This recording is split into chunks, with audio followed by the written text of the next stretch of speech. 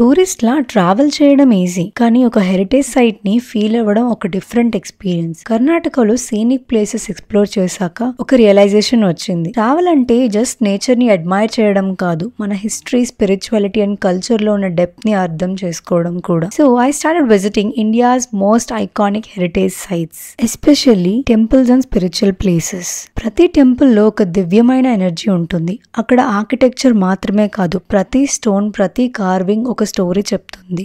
For example, Halebeedu and Belur. The carving are more than just an art. They are history set in the stone. Mysore Palace, a symbol of royalty, tradition and grandeur. Ramadevara Betta, the land of legends deeply connected to the Ramayana. And then I visited Chennapatna Toy Factory, the world famous wooden toys handcrafted with love and tradition. And then I visited Silk Factory, where silk is carefully segregated from silkworms. The process itself is an art. Prati thread lo generations of storytelling కనిపించింది. అలా travel నన్ను scenic views తో కాకుండా మన history and roots తో కూడా connect చేసింది. Just when I was diving deep into this journey, ఒక అన్ఎక్స్పెక్టెడ్ కాల్ వచ్చింది ఫ్రమ్ వైజాగ్. నేను ఇమీడియట్ గా వైజాగ్ కి వెళ్ళిపోయా. But why? Guess in the comment section. Until then, see you in my next one. Strength and transform with Ramya Akula.